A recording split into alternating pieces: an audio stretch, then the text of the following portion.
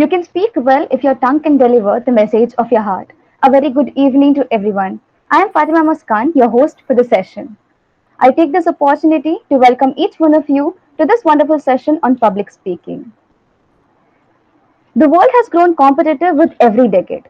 The one who delivers his ideas in the best manner possible wins the race. Who doesn't like to be a winner? That's exactly why we are here to help you win the battles of this competitive era. It's an honor to have Miss Rabia Omar, Sir Syed Global Scholar Awardee and AIU National Youth Festival 2018 debate competition winner. On behalf of Aligarh Muslim University Communicative Skills Club, I welcome you, ma'am.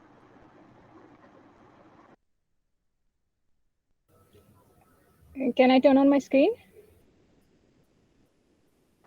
Yes, ma'am. I'll give you a short introduction and then we can continue, ma'am. Okay, okay, sure. Okay.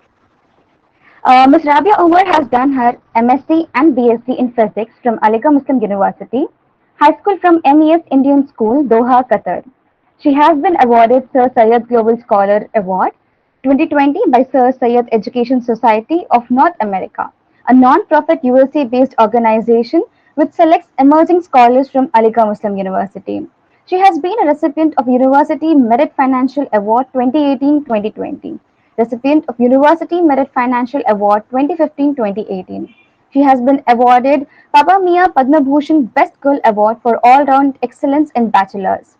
Ms. Omar has represented India at South Asian University's Youth Festival 2019.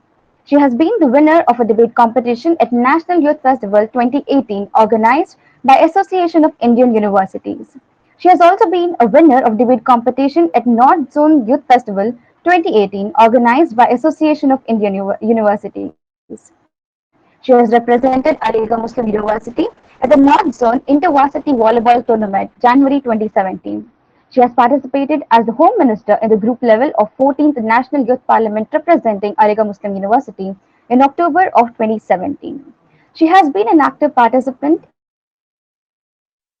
in STEM Roadshow, skill-based language learning, effective communication, youth leadership training program, and many more. Today, she is here to give us insights into the skills we need to develop our public speaking. Over to you, ma'am.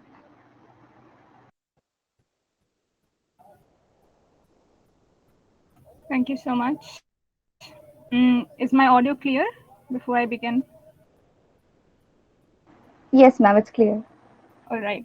So, first of all, I'd like to say thank you to the organizers for having me as the guest. I don't own that credits to come as a guest on a show on a platform like this, but regardless of all of that, I'm really grateful and honored.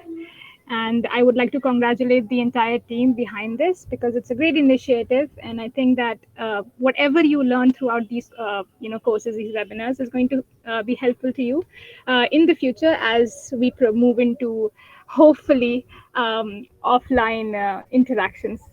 All right, so let us begin. I'm here to talk about public speaking, the skills that you need, and why everybody should be enthusiastic about having an interest in public speaking. Before I begin, a lot of the people I have experienced this, a lot of the people that I've interacted on, especially this topic, public speaking, have always raised 2 points. One is that they want to feel confident, uh, and two is because they want to go into public speaking is because yeah, okay, they want to go into public speaking because they want to develop their personality, and these two things are very acute acute uh, intentions behind why one should go into public speaking. I think public speaking is a whole arena, and there is a real life implementation of this skill, of this art that I usually like to call it.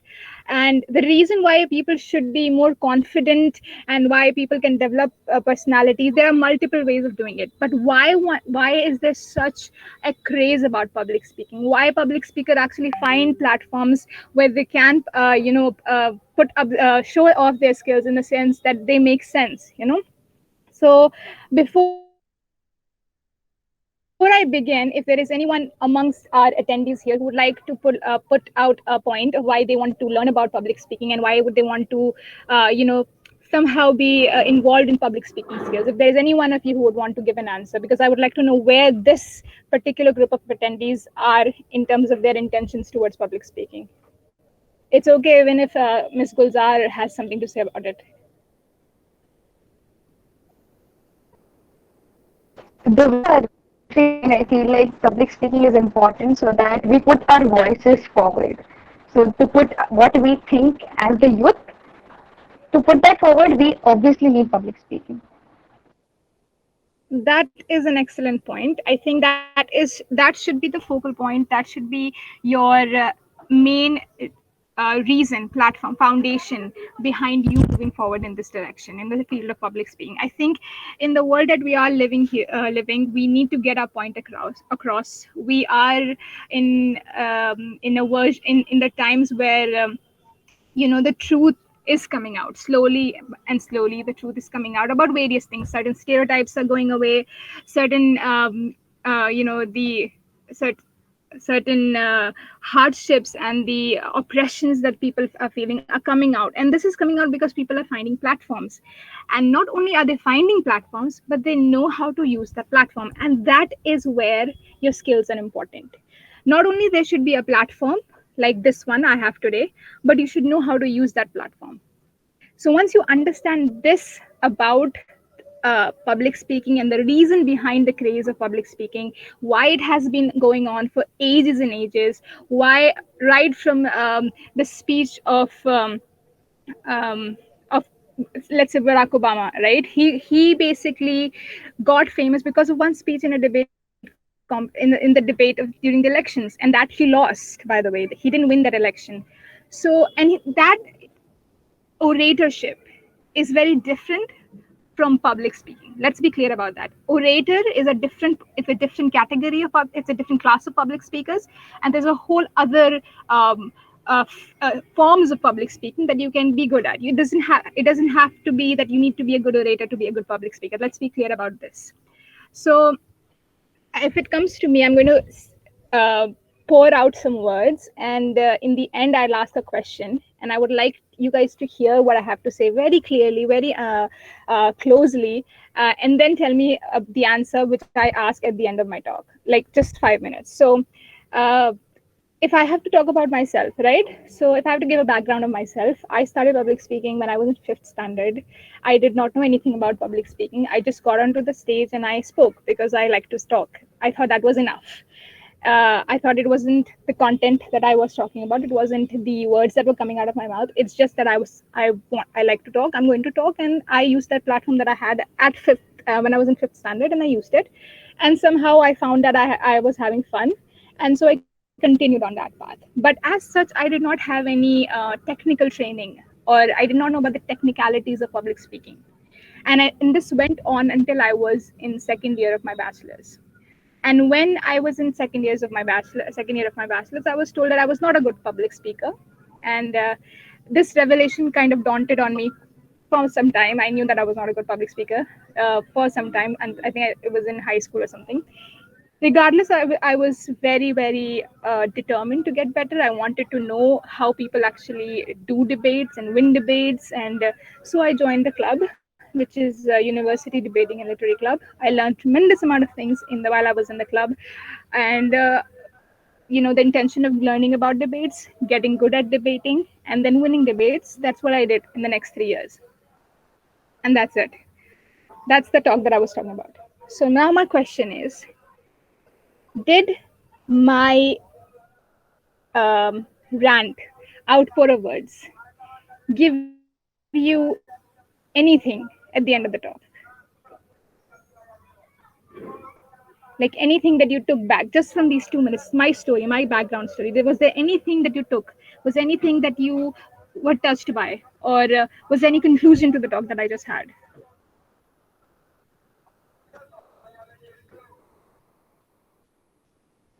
Okay, am I audible? Yes, yes. Good evening. Good evening. So, I what I got from your story is that it's never late to start something or try to improve something with something. If you really want to do it, it's never late. Yes, nice. Anyone else wants to voluntarily speak? All right. So I wouldn't. Sometimes when we think that, yeah, sorry. Yeah, sometimes when we think that we have achieved something, it's not the time. It's not that we have achieved it. There is a lot of other work we have to do. So from your story, I felt like maybe when we think we have reached a particular stage, it's not there. We have to work harder. Right. So you see, this small narration of mine, of my, I think that is a message. No, it's okay. So this small narration of mine provided each one of you with a version of the idea that I had in my mind, right? So, like Fatma Gulzar said, she thought that we always think that this is our it point, and we think that we're not going to go beyond that, but we may go beyond that. And like Sari Mustafa Khan said, it's never too late to start something or to improve in something. So you see that there were two versions of the idea that I had in my mind while I was speaking, right? Now, as a good public speaker, I'm just starting very slowly because these are the basics. If you know these things, everything else follows with the practice. Okay? As a public speaker, your a good public speaker, your job is to have a clear idea of what you're about to say before you start speaking. A good public speaker does not ramble on like I just did, right? You can't do that. You shouldn't do that. You can do that, obviously. I just did. But you shouldn't do that. Good public speaker doesn't do that, right? And they have a version of the truth that they want to talk about. And a good public speaker makes sure that through their words and through their actions and through their interactions with the audience, the exact version of the truth is transported to the minds of the audience. And that is what they take back home. It does you no good and this is like this could be implemented towards a real life situation. It does me no good if I talk about the oppression of women, and somehow, because of the way I said it, people have multiple versions of the oppressions, of the same oppression that I was talking about. And what that does is that it creates a chaos. It creates a misunderstanding of the message that I want to, as a public speaker, want to convey. So the first thing should be that if I have an idea, and that idea is the main thing. If you've got an idea, you can go on and on and on. But if you don't have an idea, that's where you need to work hard. That's the starting point. You need to have an idea. So once you have an idea, and you know how what that idea looks like, what it shapes like, what are the components, you know everything about it. Your job is now to create a structure of the words that are going to be coming out of your mouth, such that that idea intact, is remains in its original form, how it originated in your brain. All right. All right. So the next, that's how I don't know if you listen to the TED Talks, but the TED Talks, I while I was preparing for this public speaking webinar, I went through multiple TED Talks. I went through some videos of experts on TED Talks, and they had this very idea that there can be multiple truths, but for a public speaker to tell you their version of the truth and the audience getting that version of the truth is success, is a success, and your job is done. All right. So now that we have uh, established that point, let's talk about the art of delivery.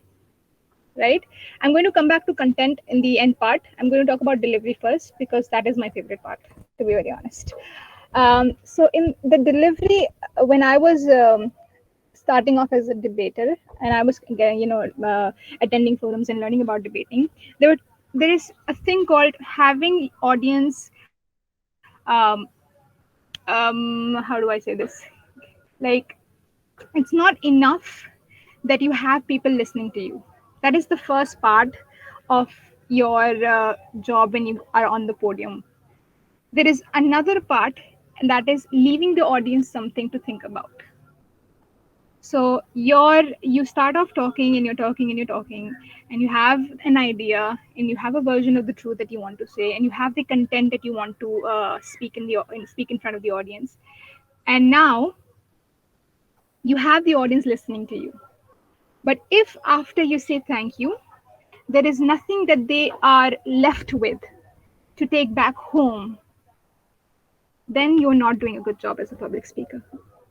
So there is one part that your listeners, your audience is listening to you. They're attached to every word that is coming out of your mouth. They feel it, the idea, they understand the idea, but they don't take it back home. That is that is where a public speaker needs to improve on. And that is what a lot of the public speakers don't work upon. They don't work upon what is going to be the aftermath of the work that they've done. Is the audience taking something back home? Is the time that the audience spending on your talk any beneficial to these people?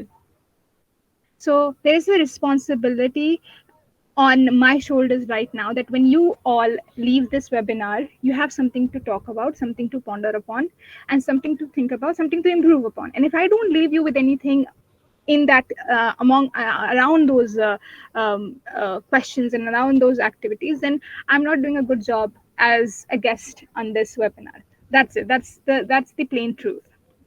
All right.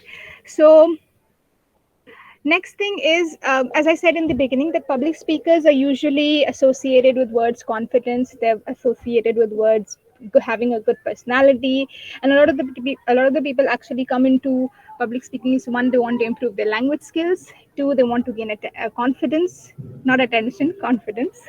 They want to gain confidence, and they want to have a good personality. And all of these three things are actually the byproducts of being a good public speaker.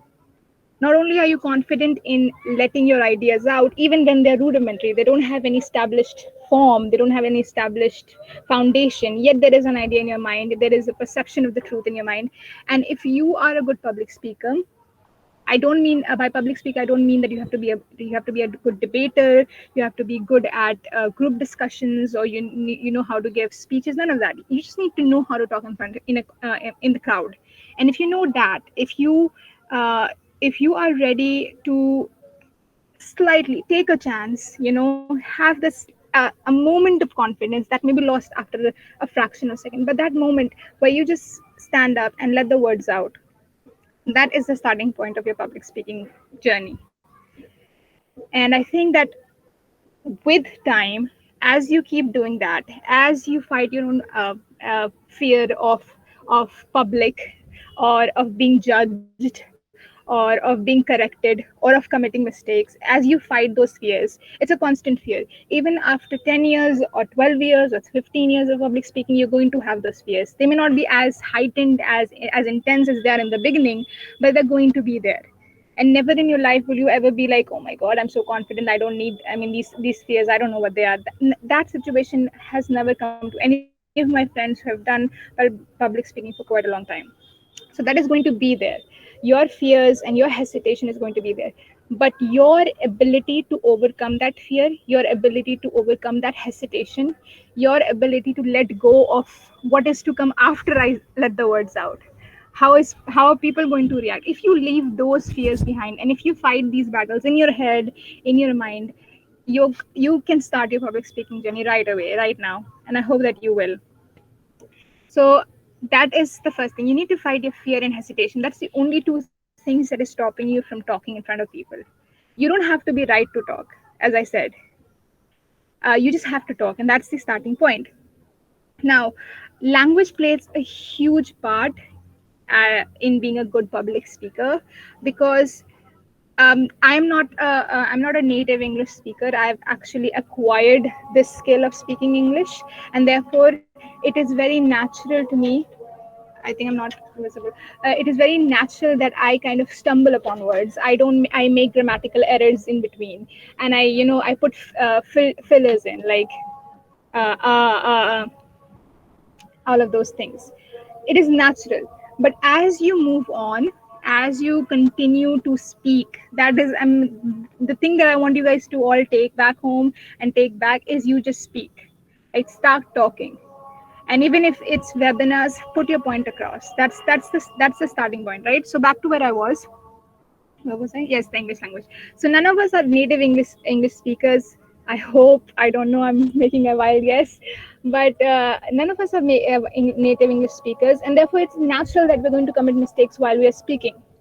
Right? Same thing goes even if you were a native speakers. If I am, my mother tongue is Urdu, but I tend to make mistakes while I'm speaking in Urdu. So, but as you've I don't know if you noticed, but I like to keep my flaws out in the public when I'm talking. Is that when I started, I stumbled a lot on my words, right? But as I'm continuing on, as the thoughts in my head are clear, my language is getting clearer, my words are getting clearer, I know where to use which word. And that is what is going to happen when you keep on speaking, when you keep doing public speaking, when you take a chance, when you overcome those fears, language automatically develops. And that comes by two things: one is reading, and two is writing. You have to keep reading, you have to keep writing, and I'm going to tell you what reading and writing basically does as I continue. Right? So to know a language, I'm not a language expert, but from what I experience is that language can only be improved, polished, is one you read, you write, and you use that language.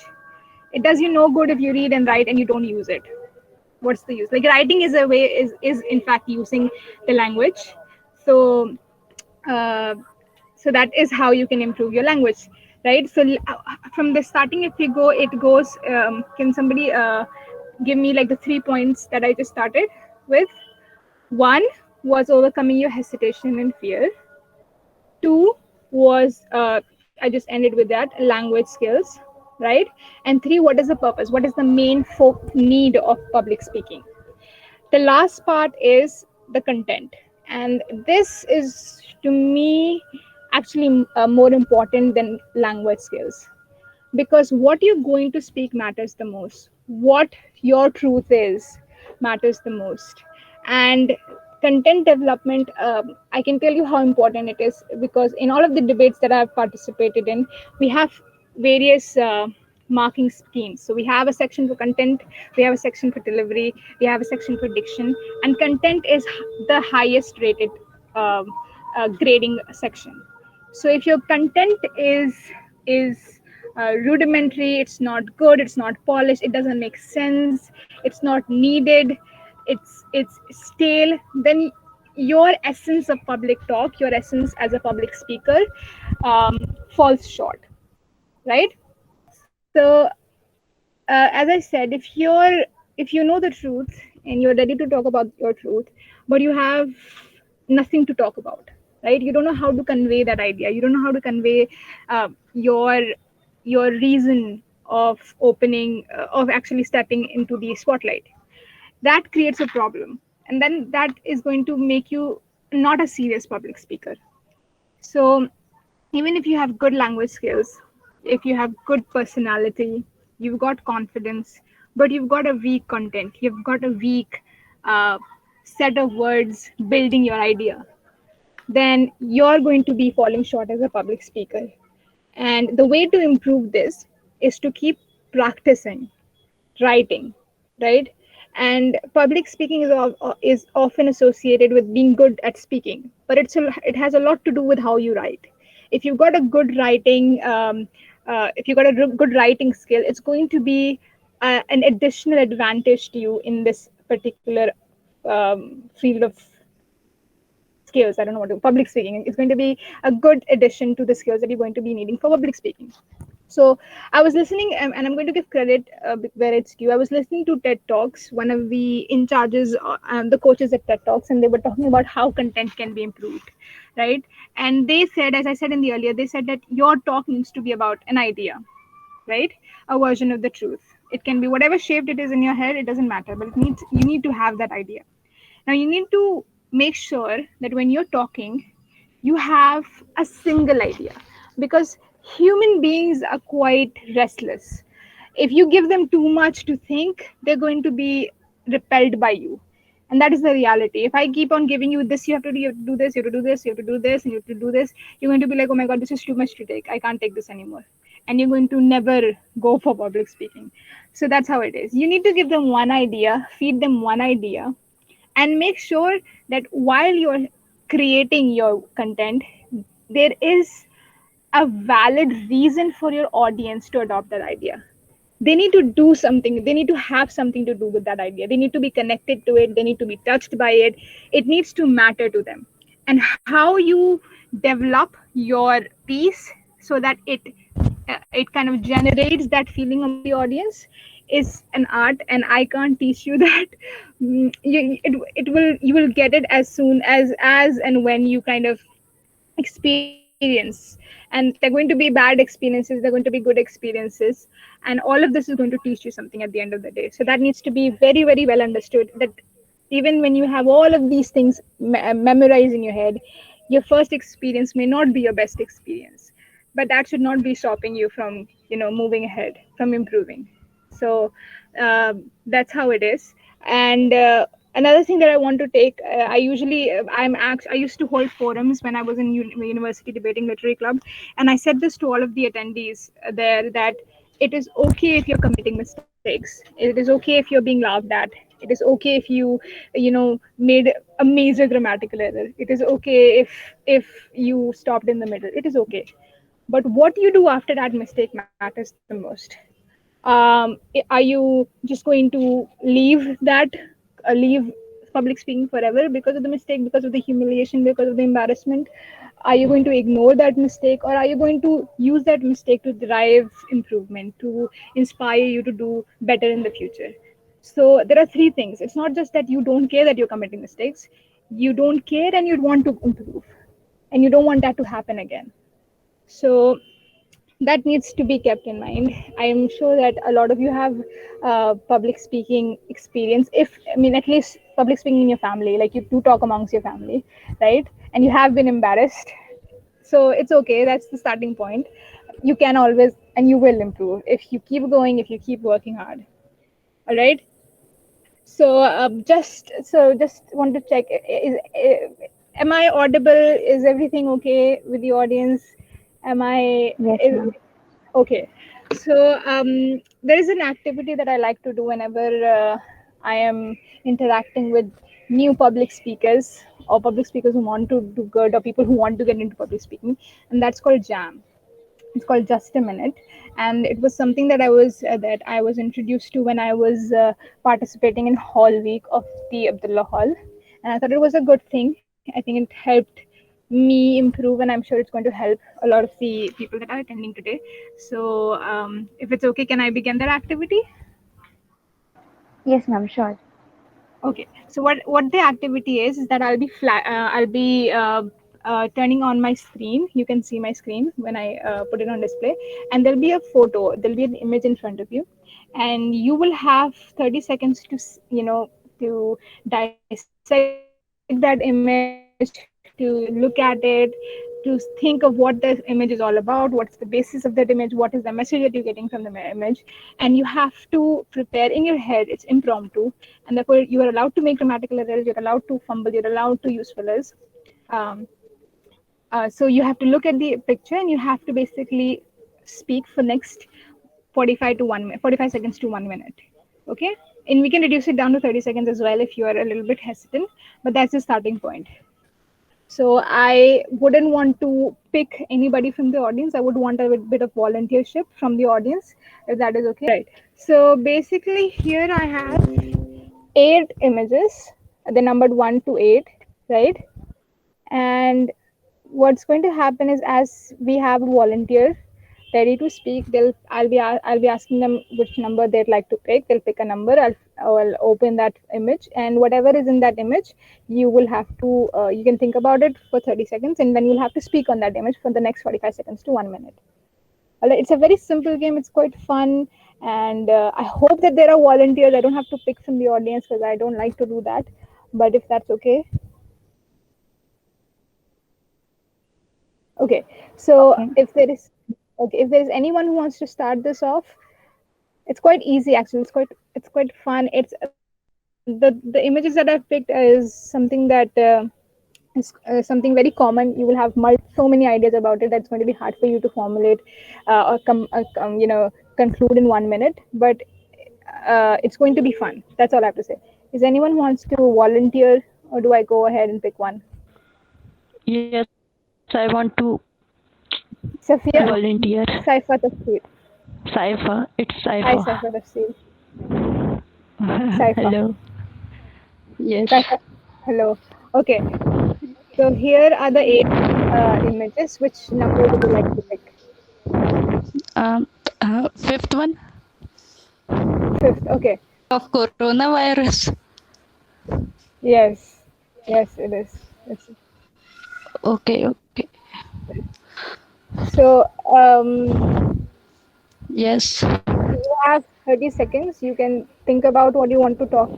There are so many. Remember this, right? When you have so many ideas when you talk about coronavirus because it's such an active thing happening, make sure that you reduce your talk around one central idea because this whole 36 minutes that I spoke about having one major idea and putting that across. Yes. Okay. Turn. Okay. So should I start now?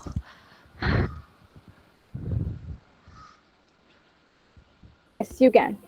Yeah. So I mean, coronavirus is the latest pandemic, and it is the reason for the uh, countries to it has like destroyed the families and the countries, and uh, coronavirus has taken the life of many peoples around the world, and it's still like going on it in the different variants. And coronavirus. Nice, nice. Cor- Look, this is just I just have now struck, and I don't know what to speak now. That's my problem. I mean, I'm just now right now struck, and this happens like every time when I speak.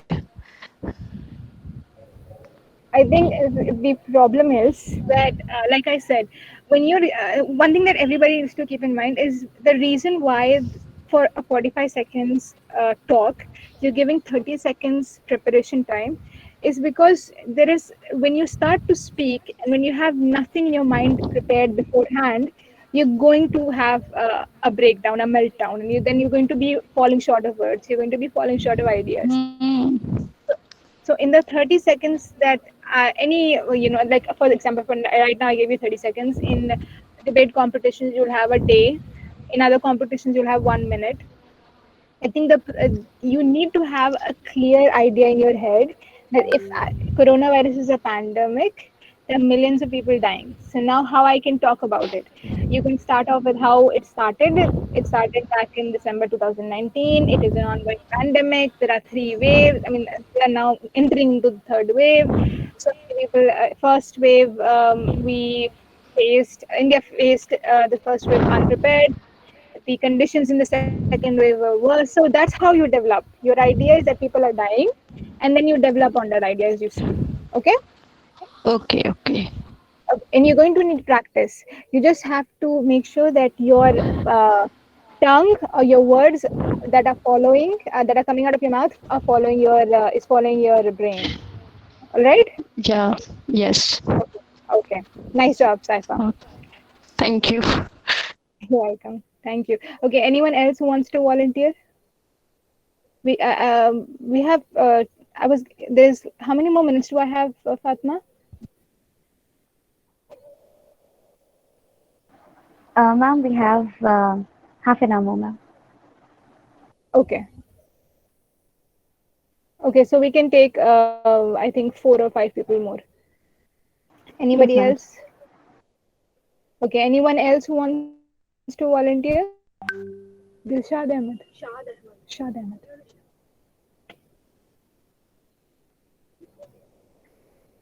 Yes, ma'am, Is I there want someone to. named? Yes. Yes, Shad Ahmed. So which number would you go for? Ma'am, I didn't quite get that. Which number? ma'am, first. Okay, first. All right.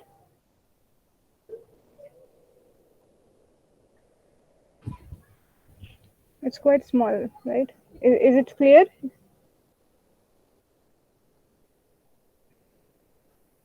Yes, ma'am. What is this? It's an image, all right. There are puzzle pieces. One of the, I mean, like, the puzzle pieces, I'm not going to speak because if I say, then you're going to get the idea of the image. So think, Okay. look at the image for 30 seconds. Think about what the image is trying to convey. There can be multiple things that the image conveys. Think about it, and you'll have 1 minute to speak. Uh, Ma'am, actually, in first image, all Yes. these are in dispersed way and they are taking more space. And in second, when we united all of them, it took less space and they are bound together.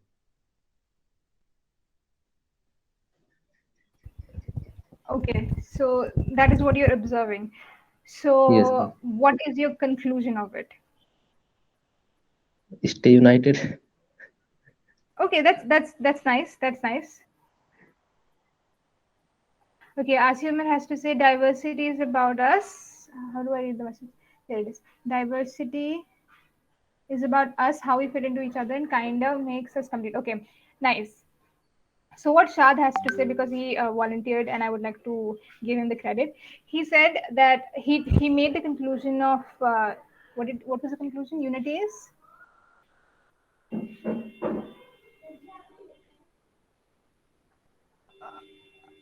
All right. Basically, what I'm trying to kind of infer from what Shad just did was that when you're speaking and you're uh, trying to convey a message to the audience, there needs to be a conclusion. And it is okay if the idea is itself a conclusion, but when you are, you know how in any experiment you observe things and then you report thing and then you conclude. That's how experiments are done. That's how surveys are done, and that's how public speaking is also done in a way, that you observe the world and you observe the topic, and then you report what you have to say, and then you kind of give conclusion of everything that you have experienced and observed and everything else. So Shad said unity. I don't exactly remember the words, but something to do with unity, and unity is the best, right? Unity is good. So that is a good conclusion. It would have been a good piece of public speaking if he focused on that conclusion and kind of distanced himself from the image itself. It's fine if your conclusion makes sense. It doesn't have to be connected with the image. But if your talk, if your content is separated, as in this conclusion is indicating something else, and your words are indicating something else, then the time of the audience is wasted. They're taking nothing back home. Even though they are listening, they're taking nothing back home. All right. So I hope that is understood. Is anyone else want to volunteer? Ma'am, I would like to volunteer. Area? Yes, ma'am. Okay. So here we have, you can't pick one and you can't pick five, right? Should I delete them? So I'll go with 8. No, I think you eight. Okay. Eight. Okay.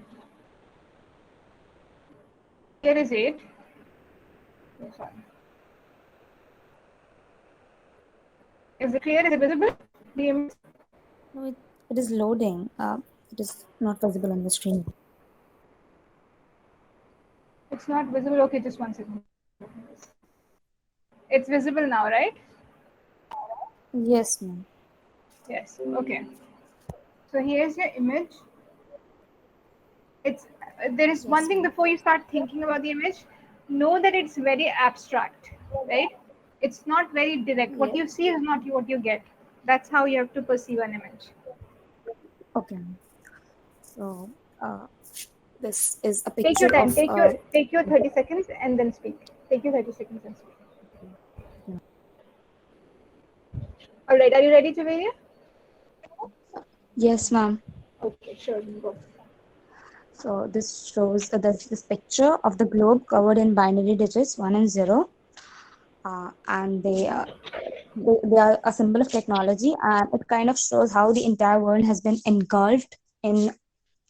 engulfed in technology, and we carry the carry the world around. around, we carry the entire world around in our hands in the form of a gadget based on AI, artificial intelligence, and the entire world in is accessible to us thanks to technology.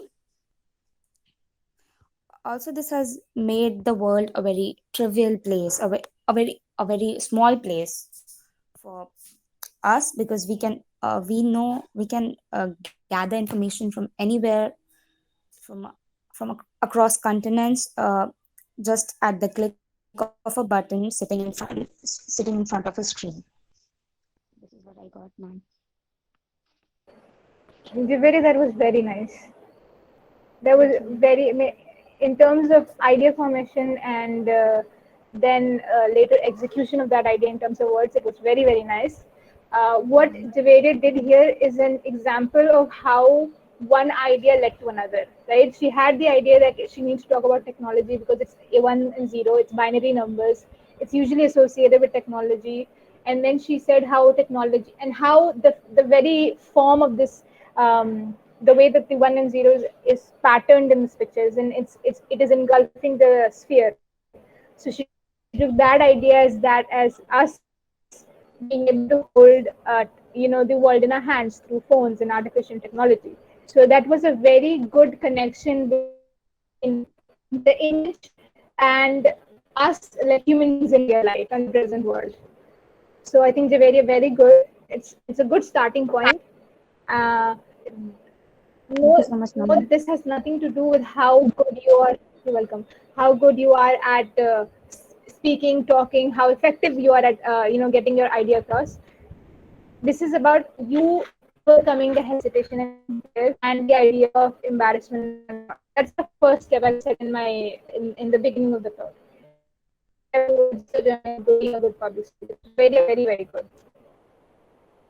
Okay, anyone else who would like to volunteer? We have still 5 more images to play with. So if anyone here is interested, Okay, if no one is there, I really want. sorry, who's this? Can you please say your name before? Yes, yes. This is Sarem Mustafa Khan. Am I audible? Yes, yes, yes, you are. Okay.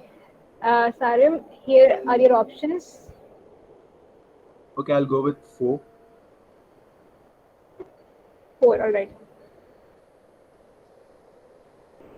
Is the image or the screen visible now? Yes, ma'am. It is visible. Am I audible clearly? Yes, yes, you are. Okay, so I'll start. What I got from this image is that in life, many a times we really push ourselves beyond our capacities and beyond our needs. So we really need to learn that where is our limit and where we need to stop ourselves from trying to push harder, trying to create friction in our life, so that because it will really make our daily life and our lifestyle rough, and it may affect our mental health, and it will make us uh, really non-satisfying. It will make us greedy to be not limiting ourselves to at the end of something. That's all. Okay, that was very good, Sarim. Remember how I said while I was talking about public speaking is when you have something, when you can connect the audience with what you're trying to say, right? And I think Sarin connected the audience to a certain extent. It may not be the best version of it, but to a certain extent, Sarin tried to connect what he saw to us who are listening and to himself, right? So, for example, he used personal pronouns that helps to create the first, it breaks down the barrier of the third person that we usually have in formal debates and conversations. And he very well kind of inferred the message from the image of knowing when to stop, knowing how to not burden your soul and your existence more than what it is capable of.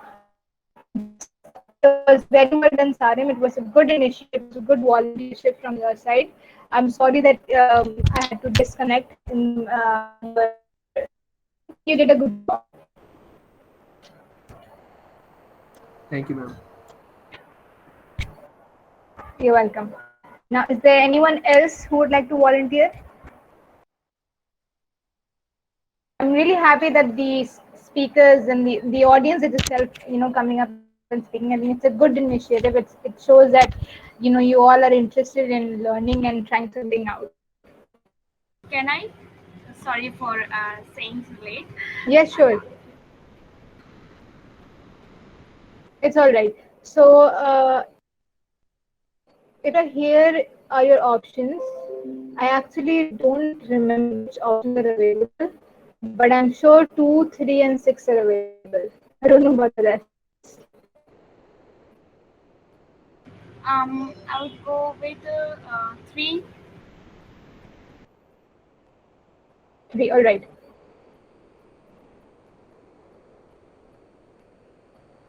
Okay. Again, there is nothing. Okay, yeah, here we are. The image is Yeah, visible, right? yeah. I can. Okay. So you will have 30 seconds to think, and then you will be speaking for the next 45 seconds. Let me know when you are ready to speak, okay? Okay. Ifra, are you ready? Yeah. I am. So Okay, shall I sure. begin? Go ahead. Yeah. Okay. So Yes, what yes. I yeah, just a moment. Yeah, what I can infer from the picture is that it's a picture of a protest. I don't know if that is correct or not, but as far as I can infer is that it's a picture of a protest, and a protest is basically is the act of dissent against a particular policy or any rule or any law of the government or any organization, and it's a way of dissent, showing your dissent. It's a way of that. And if we connect it with our country's history or country's history, it's been a very important part of our country. We have been protesting against various like various laws or various regimes as well.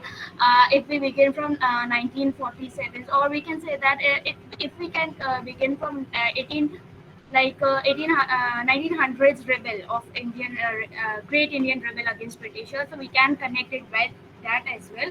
It was a very great rebel against the Britishers. So yeah, till today it holds a very important it holds very much importance in our democracy, and it is the thing that that thrives our democracy. And yeah it gives mm, yeah I can yeah it gives the people the right to put their views forward. Not exactly views, we can say that um, we can say just a minute. It empowers people to show their dissent against the brutal regime, and yeah, it's very much important in a country like ours, which is made up of different people from different backgrounds, and which is a very diverse country. So we have to consider everyone's viewpoints. So protest is a way to show your viewpoints and your ideologies. And yeah, I think that's it from my side. Thank you for giving me the opportunity to speak. Okay. So from what Ifra just did was she was given a very straight and simple image of a protest, right?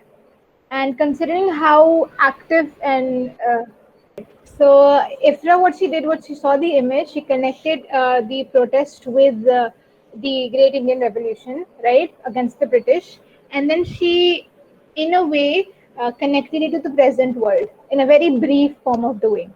And that is one way of creating or structuring your content. You look back at the history, or whatever history you know of. You can't make up your own history, but whatever history you know of, you connect the idea to that part, to that stage of time, and then you bring it to the present. That is also one very efficient and one very common use of how time is used in structuring your content. So I think Ifra did very well. I think all of you. I mean, I really want to thank each one of you for thank you, Ifra, for volunteering, because it's kind of difficult, because I told you the hardest and the most essential part of starting a public speaking journey is to overcoming that fear, that hesitance. And I think in okay, and I think in terms of overcoming that hesitation, that fear, 7 or maybe 6 of you have been very successful, and you've delivered very, very well. And uh, remember this very well. Remember this until you are actually at a point where you can say this to the others, that your public speaking should not only be beneficial to yourself, but to the people that are spending time and listening to you talk. There's always a give. There shouldn't always be a take. Like, you're not always taking people's time, you're also giving something in return. And that is how good healthy discussion goes on. That is how good healthy democracy is built. That, even when people are protesting, there is a room of discussion, there is a room of improvement. I just looked at the picture and I just forget this. Okay, so we are almost near the end of the talk. I hope that I'm sure there was so much that I missed, because it is really difficult to kind of accumulate all that I know and all that I have learned in 1 hour or something. But I also wanted it to be an interactive session, a session where people not only just listen but also practice what they listen. So I'm very happy that 6 of you spoke, and you guys, all of you, did amazing job. And I think that I would like to congratulate the organizers again, and for just hosting this webinar. I think it's a great initiative in the times that we are right now, where everything is virtual. To have such active listeners, to have such active host, I think it is very, very fortunate of the guests herself, and I'm extremely grateful. And I hope that I can, be a guest again, if not a guest, an audience again, to learn something. And I hope that you guys do start your public speaking journey and be successful in it. Thank you so much. Thank you, ma'am. So, if any of you have any questions, you can ask now, or we can move forward. Any questions? We have quick 2 minutes so that we can finish the questions.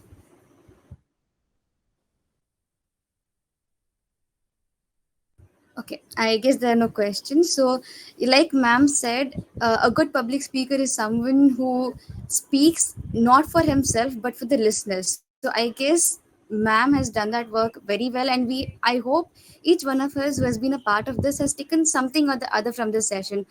On behalf of Aligarh Muslim University Communication Skill Club, I thank ma'am, and I hope each one of you has inculcated something from this session. I thank each and every participant. Thank you. Thank you so much. Thank you for having me.